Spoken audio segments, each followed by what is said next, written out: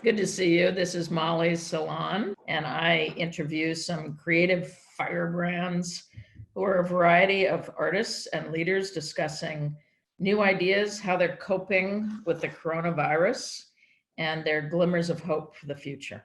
And my first guest is founder and designer of Laduca shoes, Phil Laduca. I'll also be talking to Camille Busette of the Brookings Institute and singer, actor, and performer Nicholas Rodriguez. So first up, we have Phil Laduca. His shoes, if you've been to Arena Stage, have graced everything from Guys and Dolls to he made every pair of Newsies boots in the Newsies cast. He did a custom low heel boot for Oklahoma, rhinestone heel silver tap shoes for Five Guys Named Mo, and Meg Gillentine's pink boots for Damn Yankees. So special and specific. So Phil, it's so great to have you here. And I'm fascinated with your background because when we think of Laduca, we immediately go to your shoes and the boots that grace every Broadway stage, all the resident theater. But I understand that you fronted rock bands, performed with noted dance companies, and also worked on Broadway. So tell us, what was one memorable story? Well, first of all, thank you so much for having me, Molly. I loved what you said yesterday.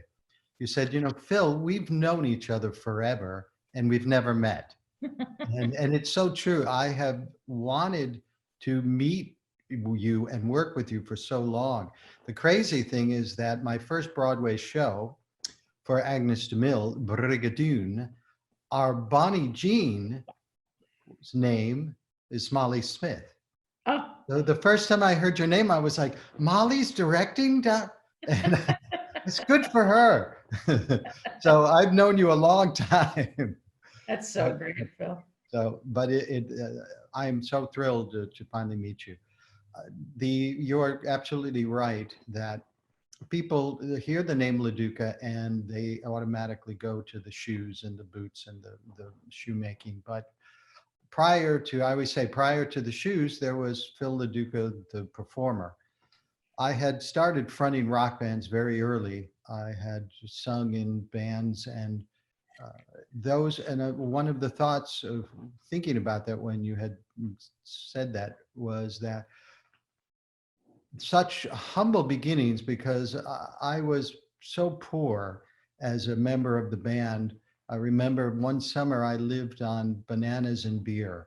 I was so poor, and yet I was so happy. It was such a wonderful time.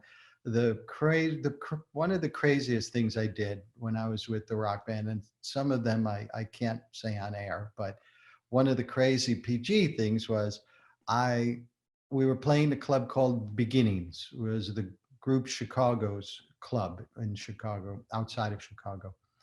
And it was my 21st birthday, and the band was going up on stage, and I ran back to the dressing room and I put on a curly shoulder length wig and put a scarf around my neck. And I came out and I started to talk in an English accent. Hello, we're the Quarry here and we're going to rock you out tonight. And the band was like, what the and I just held it the whole night. And when afterwards, when we were going out the stage door at the end of the night, there were a group of girls back there and they're going, where's the English guy? Where's the English? I took the wig off and I'd gone out. So those are kind of just the crazy fringe vests and platform gym shoes. And I realized that's the first time that I came to realize what performing was. I had never been in acting. I had never taken acting. I was not a dancer at that point. So I didn't know what theatrics were, except I learned from the crazier I was on stage, the more the audience ate it up. And that's probably the first time it clicked for me. Well, Phil, I mean, it's so interesting that you started as a performer before you made this move into making shoes and making boots, but you then understood the psychology of the performer and what they needed on stage through your design. And that's the difference, is mostly when I could say, what are the difference of the Laduca shoes? I'm proud to say that the dancers, I've become the dancer's hero because I am one of them. I am a gypsy. I am one of them. I walked the walk and not just talk the talk. I Sure. was on stage. I had injuries, reconstructive knee surgery, back surgery, hip replacement. So I know all the foils and the trials and tribulations of being a professional dancer, which most people don't equate the physicality that we go through and the rigors. And we are, as a lot of studies say, that what dancers go through on a professional level is consistent, if not more strenuous than what a pro athlete goes through, Sure. which seems ridiculous, but it's true. Sure. Sure. Well, Phil, have you closed down because of the pandemic? Or have you found a way to continue creating without customer contact? How do you do that? Well, no, I've had to close down. 20 years in New York City, going on 21 years, I had to close. I had just opened Laduca Shoes London in September, which we were just starting to take off. Had to close that in March. Wow. There were so many projects, so many projects. I can talk about one now. It's in the can. Two of them are in the can. The Prom with Nicole Kidman and Meryl Streep, the movie, the remake of the stage, The Prom, and the Eternals, the movie, the Marvel movie that I did with Angelina Jolie and Salma Hayek. And those are some of the movies. Cinderella, Andrew Lloyd Webber's Cinderella coming up. Hugh Jackman, The Music Man, going onto Broadway. So many things happening, and we had to close down. Reinventing oneself, necessity is the mother of invention. There are not many avenues, because everyone we deal with, of course, sitting in a theater, 500-600 people, as you know, can't do that. In a dance class, heavy breathing right next to somebody, 30, 40, 50 people in class, can't do that. So we are on pause. We are taking orders online, and it's picked up. Because I think one of the major things is that, of course, as dancers, we always need to keep our bodies toned and in shape. And what I'm just so happy that I initiated this, and my staff has been fantastic. We have been doing online classes for free. Great. And the reception to it has been just amazing. And the wonderful people and the Broadway dancers and performers and teachers and choreographers. We've had Jerry Mitchell and Andy Blankenbuehler and Warren Carlisle and Dana Moore and Shea Sullivan, and we're having so many people that want to do this. Tomorrow we're doing a Q&A with Greg Barnes, the amazing costume designer, Kiki Boots Follies.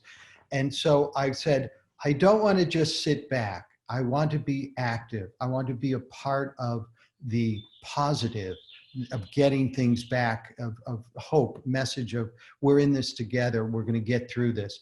And so these online classes and these Q&As, like your show, have giving people not just inspiration and hope, but it's giving them a drive. And thankfully, it has picked up the online sales, but it pales to what we're doing. Yes. Well, Phil, I see we're already out of time, but I want one word from you on what was the one pair of shoes you're most proud of. Just one word. Not the shoes, just the word? Well, it could just be the shoes. The rhinestoned boots I did for Katy Perry for the Super Bowl. Great. It was great to talk to you, Phil, and can't wait to be able to meet you in person. Mwah. You take care. You take care. I'm excited to talk next to Camille Busette. And Camille is a senior fellow of governance studies, and she's the director on race, prosperity, and inclusion for the Brookings Institute. Their mission is to conduct in-depth research that leads to new ideas for solving problems facing society at the local, national, and global level. And here she is. Hi, Camille. Great to see you again. Yes, yes. Camille was with us at Arena Stage when we did a big power play summit with some of the best thinkers in Washington. So which is fantastic. It was great. It was great. So I'm curious about, what are you doing at the Brookings Institute now during the pandemic? What do you? Well, you know, the Brookings Institution is a policy think tank. We formulate public policy. So, for instance, how do we climb out of the COVID-19 situation? A lot of people are working on that, but we're all working from home. We've been teleworking since March 16th, and will, at least up to now, will telework until June 1st, but we've been holding events online, lots of public events, and like everyone else, you know, just merging personal life and professional life. What's been the hardest part of the pandemic for you, and what's been the best part of the pandemic? I think the worst part of the pandemic for me is just seeing the web of neglect that has been exposed by the crisis. It's really heartbreaking, actually. And for me, the best part of it, if there's a silver lining, is I think that it's, as you mentioned earlier, this is a moment of sorrow, I think, for so many of us. And I think it does bring out a lot of compassion.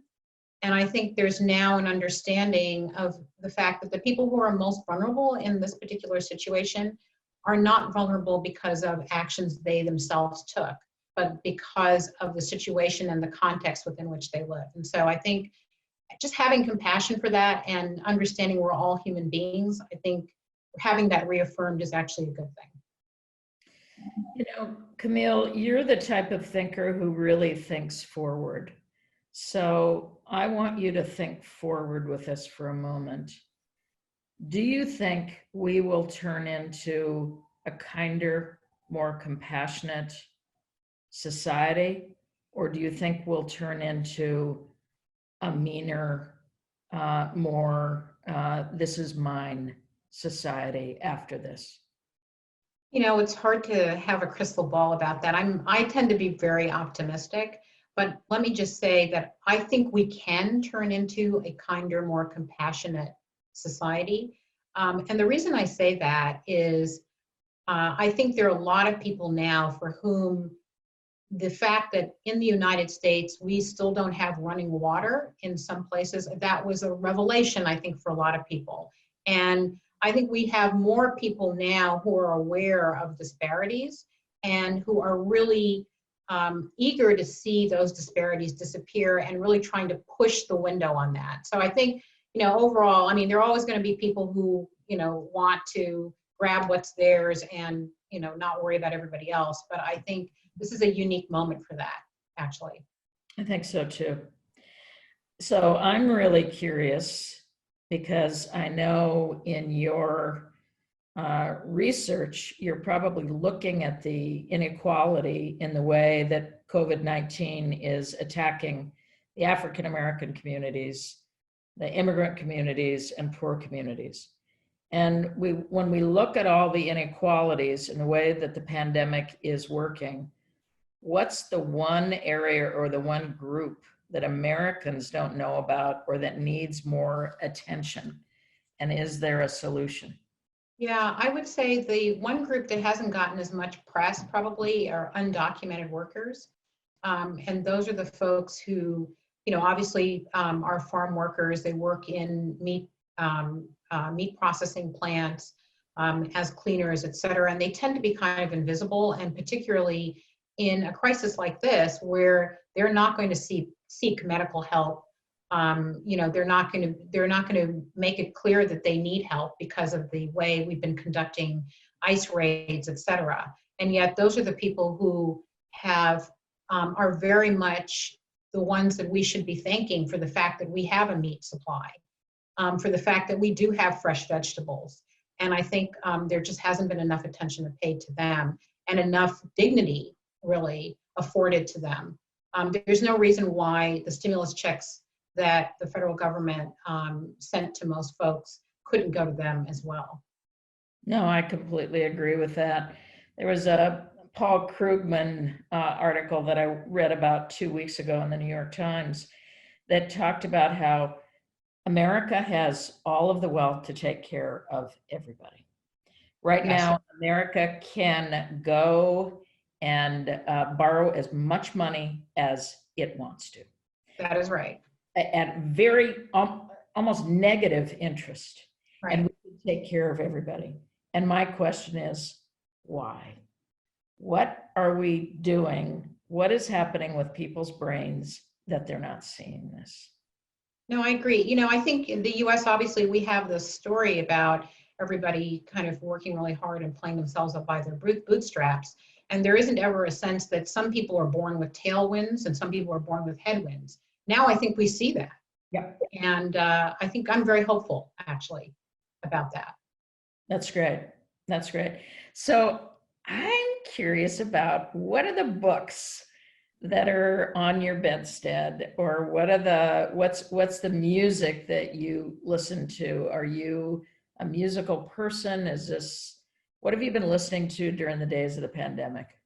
So I am a huge music person. I go to see a lot of live music. I'm always listening to music. Music is around me all the time. I'm really, my background is my family's from the Caribbean. So I listen to a lot of salsa music. I listen to a lot of Spanish language music, like reggaeton. But I used to live in France, so I listened to a lot of French rap, basically. I listened to a lot of R&B and a lot of rap, US rap. And then I love jazz. So my day is filled with music. And I've also been trying to take a break from reading all the, kind of heavy stuff that I tend to read. I've just finished a novel by Haruki Murakami, Men Without Women. It's a great, interesting novel. And I always like things by Elif Shafak. And I've been looking at some stand-up comedy from Hassan Minhaj and Dave Chappelle to round it out. That's great. I mean, I love how eclectic all of that is. Do you get out and walk in Washington, D.C.? Is that the way you get rid of your stress? I'm a big exerciser. I'm a runner. I cycle. I take lots of walks. And occasionally I force my 14-year-old son to walk with me. And that's really fun because you get to see things through his eyes. And he also curates entertainment content for me as well. So I get to listen to new rap albums and watch Onward from Disney Plus and things like that. So yeah. Beautiful. Well, Camille, thanks so much for coming on the program. It's great to get to know you a little bit more and to know that it's people like you that are helping us think forward in the world. So thanks very much, Molly. I really enjoyed the conversation. Look forward to seeing you soon. Take care. Right. Take care. Next up is my dear friend, actor, singer, performer extraordinaire, Nicholas Rodriguez. And it's such a pleasure to have him today on the show. I'm sure he's coming on in just a minute, and here he comes. There he is in a bright blue, beautiful room. Hi, my friend. Nick, it's so great to see you. Oh, it's so great to see you. Always. Great to see you. Always. Nick has been a real favorite of mine for everything from Oklahoma to Carousel to, tons of shows that we've done together, Nick. We've been really lucky. You have a true Rodgers and Hammerstein voice, and that is one of the writing teams, the composing teams that are my favorite, and you just get the soul of them. Well, thank you. Thank you. So I'm really excited because Barrington Stage is going to open up in August, September. Okay, this is brave new world. Yeah. You know, we're looking at theaters around the United States, who's going to open up, who's, you know, obviously we all have to wait for the CDC to let us know that we can. But you're going to be doing a production of South Pacific this summer, concert version outside. So how is Barrington going to be protecting you as an actor?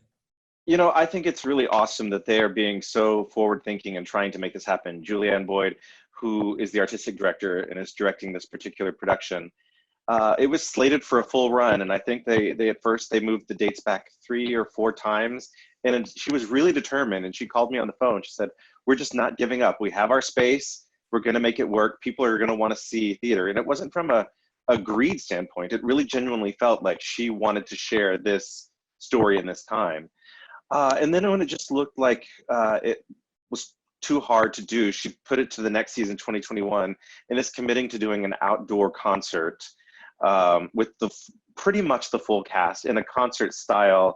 Everybody's going to be 6 feet apart. We're going to rehearse 6 feet apart. Even the orchestra is going to be minimum 6 feet apart. The audiences are going to be wearing masks, and the ushers will be wearing masks. So that'll be different for us as actors being outside, but the whole thing will be outside. And they are just going to be taking really great care of us. And I feel very safe. They're working with equity to make sure that all the health guidelines are met and that we're protected. And it's just so exciting to have something to look forward to be doing what we love to do. Absolutely, absolutely. And I would assume that they'll be having the audience sit at distances, perhaps family groups sitting together and then 6 feet apart from other people. And does that mean that any kind of the physical work that you might do as an actor with another actor, you won't do? Like, right.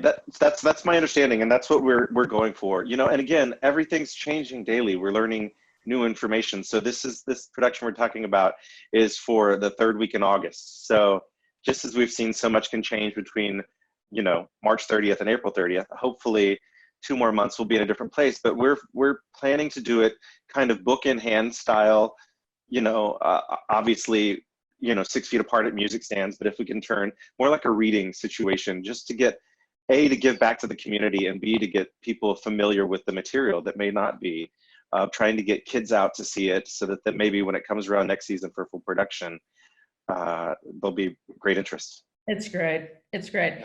You know, I felt such hope the other day in the New York Times when I read that in Oxford, England, they have what they believe is a vaccine. They've tested it on rhesus monkeys. They're now moving into human beings as well. And I just believe that we're going to get to a vaccine faster than 18 months because everybody's working on it and everybody wants the Nobel Prize. They all want it, and every chemistry lab in the world is like on their way to make it happen. So, I mean, obviously that's going to be the major game changer when that happens for all of our beautiful audiences to come back in the theater. I'm really curious about you because you've done so many fantastic roles in musical theater. Is there any song or any character that when you, in the middle of this pandemic, because I think we're all looking deeply into ourselves in a way that maybe we weren't as much before because we're at home, right? We're stopped, and we're exactly what you were talking about earlier. We're still. Is there any character that somehow refers to the pandemic for you? That's an interesting question. You know, I don't know about any one character in particular, but there's moments, and every day is different. Some days I'm so relieved to just be like, oh, I have a day to rest, and I own that, and I'm grateful for that. And then other day, overwhelming loneliness creeps in, you know? So sometimes just a song itself, a different lyric will strike you, and you hear it in a whole new way, you know, as I'm just like humming in the shower, and I can't get that song out of my head. You know, one that comes to mind when we first worked together, the very first show we did was The Light in the Piazza. And it wasn't a character that I played, but Clara, she sings this song early on, and it's called The Beauty Is. And she says, I think it's, this is wanting something, this is praying for it, this is holding breath and keeping fingers crossed. You know, so that one today just hit me over and over again, because some days that's all that you can do. But then there's other things, you know, even somebody as just like open and simple-hearted as Curly. You know, I look at Curly in Oklahoma, you know, which we go back to a lot. It's how we really truly got to know each other. But I feel like he exposes himself new to me every day, because here's this guy that's like out on the plains with nothing, not seeing the world before him, and it's about to create a brand new world in this Oklahoma, and he's filled with positivity and hope for the future, in this completely uncharted territory, you know. And it seems nostalgic to some people, but here we are in 2020 in a brand new territory. Like, we're not going backwards. So whatever happens from here on is going to be something that we draw new borders around, new boundaries around, and we create brand new. So you can either choose to be closed-minded and hold to your homestead, or you can just go out there and embrace it and be positive. So Yeah, we're in a brave new world. Yeah. You know, whenever I hear people say, well, you know, when we did this before, it's like, we're in the wrong place. Yeah. We're in the wrong place. And Nick, also, when you play Emile DeBeck in South Pacific, Some Enchanted Evening is going to be absolutely glorious, because it will be an enchanted evening when those audiences hear you sing. Well, thank you. You know, just reviewing that music on my own today, just everything about it speaks to me. You know, they wrote these songs in a time of World War II where people were coming back full of hope, you know, and some people had lost a great deal and were rebuilding. And I think that's what we're going to want to see, is people that persevere, rebuild, move forward, you know? Yeah, I've been thinking about what happened after the 1918 Spanish flu epidemic, and it was the Roaring 20s. So I keep thinking, in this moment, what we're going to want is champagne and soul. That's what we're going to want. I keep seeing notes where people are saying, "Sing, Nick." Sing. You probably don't want to sing, but if you do want to sing, you absolutely can. But you could also just tell us how you're keeping your instrument fit during this time. Is there a warm-up or a vocal exercise that you use? Because some people who are listening right now may have never heard your voice. Yeah, well, thank you. You know, the first thing that I think of is that right before we were all in lockdown, I was traveling like crazy. I was in Europe, I was in North Carolina, made it home just in time for the shutdown, basically. And then I was scheduled to go out on like 4 or 5 more gigs back to back. And honestly, every day I kept thinking like, oh, if I could just get a day off, if I could just get a day off. And here I've now had 50 in a row. So honestly, the rest has been the best thing for the voice. And I feel like when we do come back, you're going to have a Broadway and a regional theater movement full of just like healthy singers, because we've had a rest. And then the other beauty is in teaching. You know that I love to teach and coach. And I've been doing for a few things online for a local theater up here called the Forsberg Playhouse. I did a vocal masterclass where I taught a warm up, and it just got me engaged with myself again to sing. And then I also teach with the Broadway Dreams Foundation. We've had daily, for the last 4 weeks, daily classes, Monday through Friday, with different Broadway professionals. So just getting on my keyboard and vocalizing along with students has been awesome for me. And then just running and walking outside and cycling has kept just my body moving, which is so key to me. So beautiful, beautiful. I'm going to call everybody else back in. I can't believe it. It's been a half an hour already. I want to thank everybody for joining us tonight. My guest next week will be designer Ken McDonald, who's a wildcat from Canada, playwright Craig Lucas, one of America's best, and the producer and artistic director of Woolly Mammoth Theater here in Washington, D.C., Maria Manuela Goyanes, who's terrific. And so I just want to thank the panelists. Thank you so much, Phil. Thank you, Camille. Thank you, Nick, for giving us a peek into you.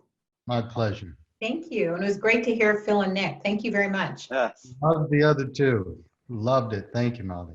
Take care. Thanks, Molly. everybody. Thank you. Have a great rest of the Bye. Bye.